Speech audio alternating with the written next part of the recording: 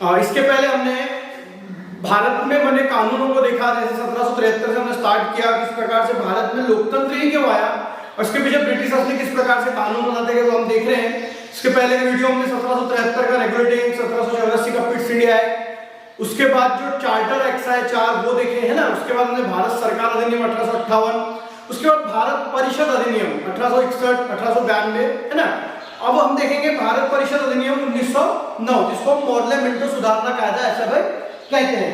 दोस्तों भारत में 1885 में कांग्रेस की स्थापना होने के बाद और भारत में शिक्षा का प्रमाण बढ़ने के बाद भारत के जो युवा थे उन लोगों को ये समझने लगा था कि ब्रिटिशर्स हमको लूट रहे हैं और धीरे धीरे हमको हमारे देश में राज्य करने का अधिकार होना चाहिए, ऐसा उनकी डिमांड थी। जिसमें कांग्रेस में 2 खेमे थे, नरमपंथी और दूसरा एक खेमा था जो जहाल लोग थे ना, एकदम कि हमको चाहिए मतलब चाहिए, यानी विनती करने वाला काम नहीं था, इस प्रकार से चल रहा था। तो जब दबाव बढ़ते जा रहा था ब्रिटिश गवर्नमेंट पे, तो 1892 के एक्ट के बाद ब्रिटिश गवर्नमेंट ने फिर सोचा कि और भारत परिषद अधिनियम लाया जाए ना। तो उसके लिए एक कमेटी बनाई गई, जिस कमेटी का नाम है अरुंडेल कमेटी। कौन सी कमेटी? अरुंडेल कमेटी है ना। और मॉडले जो भारत सचिव थे और लॉर्ड मिंटो जो भारत के गवर्नर जनरल या वायसराय थे, इन लोगों ने एक कमेटी स्थापन की, अरुंडेल कमेटी। 1906 में उस कमेटी ने जो अपनी रिपोर्ट दी, 1906 में रिपोर्ट दी, और 1906 में रिपोर्ट देने के बाद जो कानून बनाया गया उस कानून का नाम है भारतीय परिषद अधिनियम 1909, मॉडल मिंटो सुधारना कायदा ऐसा भी उसको कहते हैं ना दोस्तों। तो ये जो अरुंडेल कमेटी के द्वारा जो मॉडल मिंटो सुधारना कायदा लाया गया, तो इसमें क्या किया गया कि धीरे धीरे भारतीय लोगों को जो निर्णय लेने वाली कमेटी थी विधान परिषद, जो देखे हमने 1853 में जो जिस प्रकार से हमने स्टार्ट किया विकेंद्रीकरण का 1861 में और ज्यादा बढ़ाया, 1892 में भी थोड़ा बढ़ाया, तो 1909 में उनकी जो सदस्य संख्या है विधान परिषद की है ना, केंद्रीय विधान परिषद की जो सदस्य संख्या है वो बढ़ा दी गई। वो करते गए 69, कितनी कर गई? 69। दोस्तों ये 69 और मेरे ख्याल से 16 से 60 ऐसा लक्ष्मीकांत ने दिया हुआ है, तो 69 लेंगे, 69 कर दी गई। जिसमें से 37 जो सदस्य थे वो क्या थे? गवर्नर जनरल के द्वारा, है ना, गवर्नर जनरल के द्वारा आने वाले सदस्य थे। जिसमें से 9 जो सदस्य थे वो पदेन सदस्य थे जो गवर्नर जनरल के कार्यकारिणी के होते थे, और 28 सदस्यों को मनोनीत करता था। कौन करता था? वायसराय या गवर्नर जनरल की बात करो, है ना।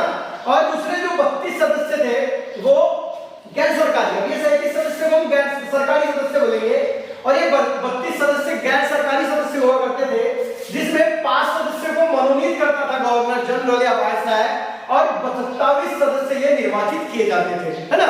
जो हमने देखे कि 1892 में सबसे पहले निर्वाचन शब्द का यूज भी हुआ, लेकिन चुनने का जो तरीका था वो आने लगा, परोक्ष रूप से अप्रत्यक्ष रूप से उस समय था, तो भी वास्तविक रूप में निर्वाचन इस एक्ट के द्वारा शुरू हो गया, चुनने की प्रक्रिया शुरू हो गई, ठीक है। तो लेकिन जिस प्रकार से यहाँ पे बढ़ाया गया सदस्य संख्या, लेकिन उसके बावजूद केंद्रीय विधान परिषद में सरकारी बहुमत था, है ना। देखिए 37 सरकारी सदस्य, 37 मतलब बहुमत किसका था? गवर्नर जनरल और उसकी कार्यकारिणी का ही बहुमत था। मतलब ये लोग किसी प्रकार के किसी बिल को किसी प्रकार से विरोध करके खारिज नहीं कर सकते थे, क्योंकि बहुमत उन्हीं का बना के रखा गया था, है ना। इस प्रकार से दूसरा ही लॉलीपॉप दे दिया गया, ठीक है। लेकिन इस एक्ट में एक अच्छी चीज ये हुई कि जो सदस्य थे उनको अनुपूरक प्रश्न पूछने का, बजट पर संकल्प करने का, है ना, किसी आवश्यक चीज के लिए कोई संकल्प रखने का कि हमें इस क्षेत्र में या शिक्षा के लिए पैसे खर्च करने, इस प्रकार का संकल्प रखने का अधिकार किसको दे दिया गया? गैर सरकारी सदस्य या जो कार्यकारिणी के सदस्य थे उनको दे दिया गया। आप वो प्रश्न पूछ सकते थे, अनुपूरक प्रश्न पूछ सकते थे, है ना। उसके बाद भारतीय सदस्य को, है ना, जो गवर्नर जनरल की कार्यकारिणी में 7 सदस्य हुआ करते थे, उसमें एक सदस्य जोड़ा गया जो भारतीय होना चाहिए। ऐसे पहले भारतीय सदस्य को गवर्नर जनरल की कार्यकारिणी में लिया गया, उनका नाम है सत्येंद्र प्रसाद सिन्हा। पहले गवर्नर जनरल की कार्यकारिणी के पहले भारतीय सदस्य कौन थे? सत्येंद्र प्रसाद सिन्हा। और कौन से एक्ट से लिया गया? 1909 के एक्ट से। इसके पहले हमने पढ़े कि 1861 के एक्ट में 3 भारतीय प्रतिनिधित्व शुरू किया गया, पटियाला के राजा, बनारस के महाराज, है ना, दिनकर राव, ये देखे हमने। लेकिन ये क्या है? गवर्नर जनरल की कार्यकारिणी का सदस्य बनाया गया। किसको बनाया गया? सत्येंद्र प्रसाद सिन्हा को, है ना। उसके बाद एक मुख्य पॉइंट यहाँ पर आता है कि 1909 का जो कानून था, जो एक्ट था, वो पृथक निर्वाचन के लिए जाना जाता है सबसे ज्यादा, और ये पृथक निर्वाचन के कारण ही आखिरी में जाके भारत के 2 टुकड़े हो गए। दोस्तों, पृथक निर्वाचन का अर्थ यह है कि मुस्लिम मतदाता मुस्लिम व्यक्ति को मुस्लिम मतदाता ही वोट देगा, है ना। इस प्रकार का कानून बनाया गया कि मुस्लिम व्यक्ति को मुस्लिम अदरवाइज बाकी लोग नहीं दे सकते। यहां से हिंदू और मुस्लिम में फूट पाड़ने का काम ब्रिटिश गवर्नमेंट ने किया है ना। 1906 में जिस प्रकार से मुस्लिम लीग की स्थापना हुई, उसके बाद जैसे जैसे भारत में धार्मिक विरोधपना जो निर्माण हुआ, उसका फायदा उठाने के लिए इन्होंने 1909 का एक्ट लाया और पृथक निर्वाचन शुरू कर दिया, जिसमें मुस्लिम व्यक्ति को ही चुनेगा, है ना। एक प्रकार से धार्मिक असमानता को और बढ़ा दिया गया, ठीक है। तो पृथक निर्वाचन 1909 का मुख्य मुद्दा आप देख सकते हैं। दूसरा अनुपूरक प्रश्न पूछने और संकल्प पारित करने का, रखने का अधिकार दे दिया गया, है ना। गैर सरकारी सदस्य भी अनुपूरक प्रश्न पूछ सकते थे, है ना। दूसरा, कुछ और बातें ऐड की गई 1909 की इसमें, जैसे राजनीतिक अपराधियों पर अयोग्यता, है ना। जो राजनीतिक अपराधी बनाया गया, मतलब अब भारत के लोग तो लड़ ही रहे थे कि हमको स्वतंत्रता चाहिए, तो उनको किसी प्रकार से अयोग्य करने के लिए एक प्रावधान किया गया है और उनको चुनाव लड़ने से अयोग्य कर दिया गया। जो लोग ब्रिटिशर्स के खिलाफ बोलते थे, उनको भारत में जो जिस प्रकार से ब्रिटिश गवर्नमेंट ने धीरे धीरे कानून बना रही थी, तो भारतीयों को अधिकार दे रही थी कानून में शामिल होने का, कानून बनाने की प्रक्रिया में शामिल होने का, जिस प्रकार से हमारी संसद कानून बनाती है अभी, लेकिन उसमें भी क्या कर दिया गया कि राजनीतिक अपराधियों को अयोग्य घोषित कर दिया गया। उसका अधिकार किसको दे दिया गया, जैसे अभी भी कलेक्टर को उस प्रकार से, कलेक्टर को, गवर्नर को इस प्रकार के अधिकार दे दिए गए, है ना।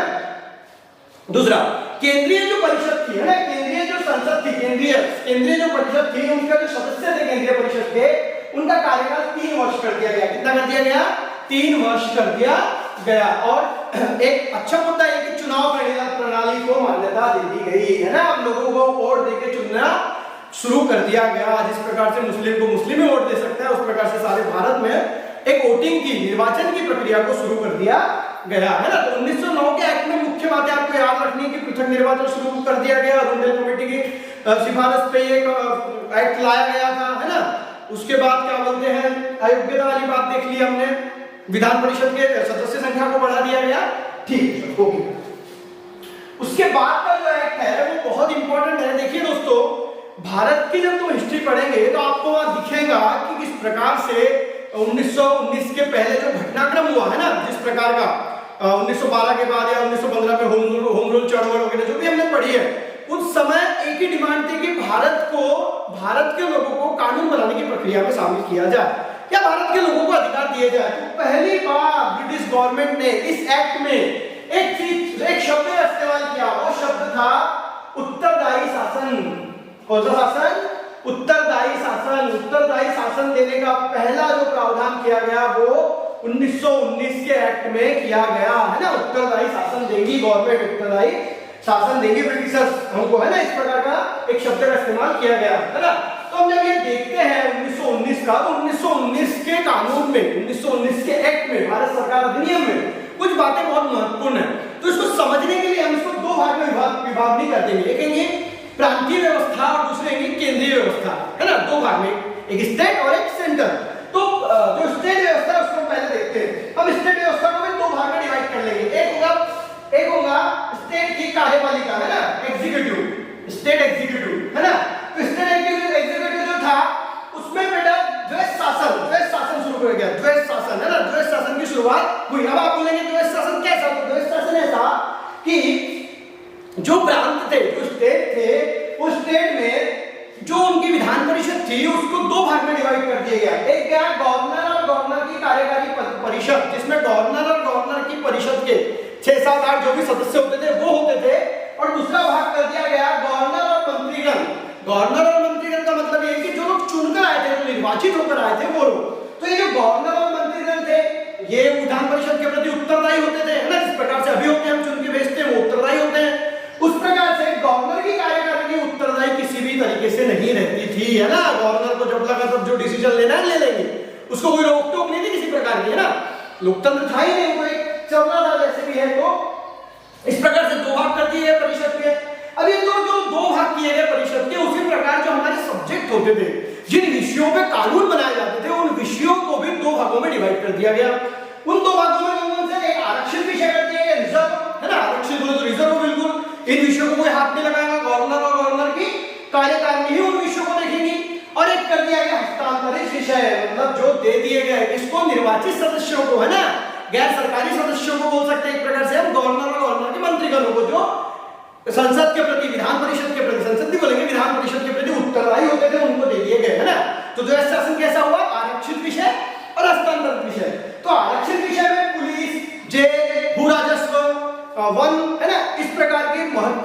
पैसा मिलने वाला है वो चीजें गवर्नर और गवर्नर के कार्यकारिणी को दे दी गई।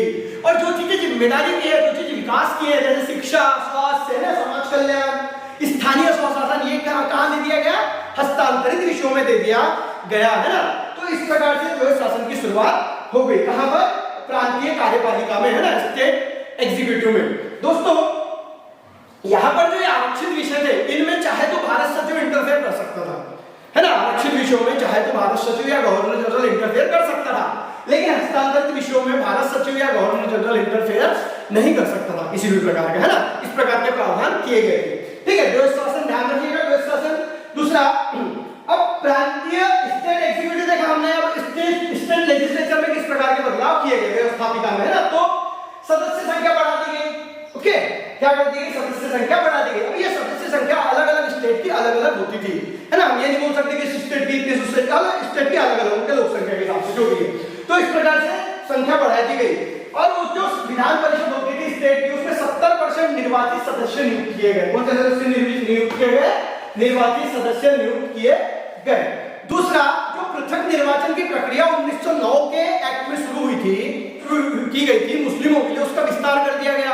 सिखों को भी दे दिया गया, क्रिश्चियनों को भी दे दिया गया, है ना।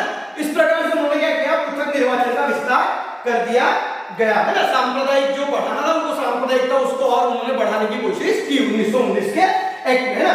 उसके बाद महिलाओं को वोटिंग का अधिकार दे दिया गया, है ना। महिलाओं को देखो, जो पूरी दुनिया में भारत एकमात्र ऐसा देश है जिसने बहुत पहले महिलाओं को वोटिंग का अधिकार दिया है ना। यूरोप के जो प्रगत राष्ट्र बोलते हैं उन्होंने बहुत लेट दिया है, लेकिन भारत ने आजादी से ही, तो भारत में सबसे पहले महिलाओं को वोटिंग का अधिकार 1919 के एक्ट में ही दे दिया गया, है ना। ठीक है। और जो प्रांत की विधान जो परिषद थी उसको विधान परिषद ये शब्द नाम दे दिया गया। क्या नाम दे दिया गया? विधान परिषद ये नाम दे दिया गया। ठीक है, तो हमने क्या देखा? द्वैध शासन, है ना। ओके, फिर आगे देखते हैं। अब हमने प्रांतीय व्यवस्था देख ली। प्रांतीय व्यवस्था में द्वैध शासन की निर्मित कर दी, विधान परिषद की सदस्य संख्या बढ़ा दी गई, आरक्षित और हस्तांतरित विषयों में उसका क्लासिफिकेशन कर दिया गया। तो केंद्र में, सेंटर में किस प्रकार से व्यवस्था की गई तो वो देखेंगे। तो केंद्रीय व्यवस्था में उन्होंने क्या किया? 1919 के एक्ट में प्रांतीय, है ना, विषय जो थे जो सब्जेक्ट थे वहां पे हस्तांतरित और आरक्षित किया गया। तो यहाँ पे प्रांतीय और केंद्रीय में बांट दिया गया। इस प्रकार से हम अभी केंद्रीय सूची, राज्य सूची और संवर्ती सूची की बात करते हैं ना। कौन से विषयों पे राज्य कानून बना सकता है, कौन से विषयों पे केंद्र कानून बना सकता है। तो यहाँ पर इन्होंने दो ही विषय रखे, एक ऐसे विषय जिन पे केंद्र कानून बनाना है, मतलब वायसराय की परिषद या उस समय की जो उनके परिषद थी, विधान परिषद थी वहां की केंद्र की वो, और दूसरा प्रांतीय, प्रांतीय विषयों पे प्रांत की परिषद कानून बनाएगी। इस प्रकार से दो भागों में बांट दिया गया, है ना। दूसरा, जो केंद्रीय कार्यपालिका थी उसको द्विसदनीय कर दिया गया। क्या कर दिया गया? द्विसदनीय कर दिया गया, है ना। निम्न सदन और उच्च सदन। निम्न सदन में निर्वाचित सदस्य होते थे, जैसे अभी लोकसभा में निर्वाचित सदस्य होते हैं लोगों के द्वारा, और एक होता है उच्च सदन जिसको हम राज्यसभा बोलते हैं, है ना। उसमें राज्य के सदस्य होते हैं जिनको विधानसभा के सदस्य चुनते हैं। वो आगे हम पढ़ेंगे हम राज्यशास्त्र में किस प्रकार से उनकी नियुक्ति है, उनका निर्वाचन होता है। ठीक है, तो इस प्रकार से द्विसदनीय कर दिया गया। एक मुख्य बात की गई कि गवर्नर जनरल की जो परिषद होती थी जिसमें 7 सदस्य होते थे, है ना, तो कमांडर इन चीफ को छोड़कर 3 सदस्य भारतीय लिए गए। कंपल्सरी कर दिया गया कि गवर्नर जनरल की कार्यकारी परिषद में 3 सदस्य ये भारतीय होंगे। गवर्नर जनरल की परिषद में 3 सदस्य ये भारतीय होंगे 1919 के कानून से। देखिए दोस्तों, जिस प्रकार से प्रेशर आ रहा था ब्रिटिश गवर्नमेंट में, वो धीरे धीरे निर्णय लेके एक प्रकार से भारत के लोगों के साथ धीरे धीरे एक एक चॉकलेट देना शुरू रखा उन्हें, एक लॉलीपॉप चूसते रहो बोले, जब तक आजादी नहीं मिलती तब तक चूसे हमने। ठीक है, और हमारी लड़ाई तो जारी थी अलग अलग तरीके से। ठीक है, तो गवर्नर जनरल जो था, है ना, गवर्नर जनरल को प्रांतों के आरक्षित विषयों में इंटरफेयर करने का पूरा तरीके से पावर दे दिया गया। मैंने इसके पहले भी बताया कि हस्तांतरित विषयों में गवर्नर जनरल इंटरफेयर नहीं कर सकता था, लेकिन प्रांतों के आरक्षित विषयों में गवर्नर जनरल इंटरफेयर कर सकता था, है ना। और एक बात कि लंदन में एक उच्चायुक्त कार्यालय बनाया गया। लंदन में क्या बनाया गया? एक उच्चायुक्त कार्यालय बनाया गया। और भारत सचिव के जो काम थे, भारत सचिव का पद कब सृजन हुआ? 1858 के, हमने पढ़ा है ना इसके पहले वीडियो में। तो उच्चायुक्त कार्यालय बना दिया गया। तो भारत सचिव के कामों को उच्चायुक्त के कार्यालय को सौंप दिया गया, कुछ कामों को, ना पूरे कामों को नहीं, कुछ कामों को। ठीक है, तो ये होगी केंद्रीय कार्यपालिका। इसमें मुख्य पॉइंट है विषयों का बंटवारा ना, केंद्रीय और प्रांतीय में, ठीक है। उसके बाद केंद्रीय व्यवस्थापिका, तो केंद्रीय व्यवस्थापिका ऑफिस देखा मैंने बता रहा हूं, द्विसदनीय बना दिया गया, एक बना दिया गया लोकसभा मतलब निम्न सदन, जिसका कार्यकाल 3 वर्ष होता था। कितना होता था? 3 वर्ष, और गवर्नर जनरल चाहे तो इसको बढ़ा सकता था, ठीक है। और दूसरा राज्यसभा, जिसका कार्यकाल 5 वर्ष है, कितना है? 5 वर्ष है ना। गवर्नर जनरल राज्यसभा बना दी गई, जिसका कार्यकाल मतलब द्विसदनीय बना दिया गया। यह प्रश्न बनता है बेटा, है ना, कि द्विसदनीय कब बनाया गया? तो 1919 के एक्ट में केंद्रीय परिषद को द्विसदनीय बना दिया गया, एक निम्न सदन, उच्च सदन। हम वही नाम लेंगे, लोकसभा और राज्यसभा। तो निम्न सदन के सदस्य कितने थे? 145। कितने थे? 145, जिसमें से 104 निर्वाचित और 41 मनोनीत, है ना। 104 क्या थे? निर्वाचित सदस्य हुआ करते थे, जिनको चुना जाता था, है ना, वोटिंग के द्वारा। और ये क्या होते थे? मनोनीत। कौन मनोनीत करेगा? सीधी सी बात है, गवर्नर जनरल, वाइसराय मनोनीत करेंगे, ठीक है। राज्यसभा में 60 सदस्य, जिसमें से 34 निर्वाचित थे और 26 मनोनीत थे, है ना। इस प्रकार से क्लासिफिकेशन कर दिया गया, ठीक है। लेकिन यहाँ पर कुछ पावर्स दिए गए गैर सरकारी सदस्यों को या निर्वाचित सदस्यों को। वो कौन कौन से थे? जैसे वो अनुपूरक प्रश्न पूछ सकते थे, अनुपूरक बजट पे बातें कर सकते थे, है ना।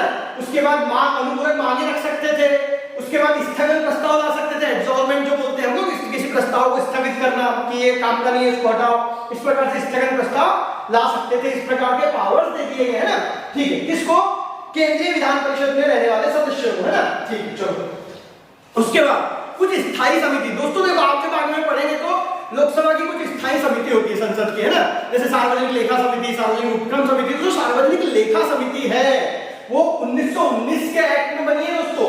तो उस समय भारतीयों को प्रतिनिधित्व दिया गया स्थायी समिति में, कुछ भारतीयों को सदस्यता दी गई, कुछ भारतीयों की एज अ सदस्य नियुक्ति की गई इस टाइम में वो आयोग में। और एक बहुत ही महत्वपूर्ण काम उस समय यह हुआ कि 1919 में जो निर्वाचन हुआ, जो वोटिंग का अधिकार बढ़ाया गया, तो ये जो वोटिंग का अधिकार दिया गया, वोट डालने का जो अधिकार दिया गया, वो 3 चीजों पे दिया जाता था। हर किसी को नहीं था, क्या बोले सब लोग वोट डालो, ऐसा नहीं था। कुछ क्राइटेरिया रखा गया था उसका। वो क्राइटेरिया क्या था? संपत्ति, मतलब उसके पास वेल्थ कितनी है, वो टैक्स भरता है कि नहीं, और उसका एजुकेशन क्या है। संपत्ति, कर और शिक्षा, इन तीनों को ग्राह्य, इन तीनों को नजरों के सामने रखते हुए वोटिंग का अधिकार दिया गया, है ना, वोटिंग का अधिकार दिया गया। तो इस प्रकार से हमने 1900 और 1919 के दोनों एक्ट देखे, है ना। 1909 का परिषद अधिनियम और ये सरकार अधिनियम। अब हम आगे में 1935 का अधिनियम देखेंगे।